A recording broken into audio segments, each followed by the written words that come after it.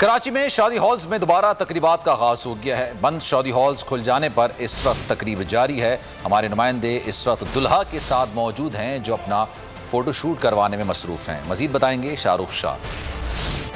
जी बिल्कुल, देखें इस वक्त मैं मौजूद हूँ शादी लॉन्स का जो दोबारा रिवाइवल हुआ है, उसमें शादी की तकरीबात फिर से उसका आगाज़ हो चुका है और लिमिटेड कैपेसिटी में जो है वो ये इजाज़त दी गई है कि शादी हॉल्स दोबारा से रीओपन हो जाए। लॉकडाउन की वजह से जिन की शादी पेंडिंग में थी, अब वो दोबारा से जो है वो शादियां दोबारा से रिवाइवल होना शुरू हो गया है। हमारे साथ इस वक्त दूल्हा मौजूद है जिनका अभी फ़ोटो शूट हो रहा है, उनसे बात करते हैं। मैंने 2 दिन पहले ही बुकिंग करवाई इसकी, तो ये मिल गया मुझे।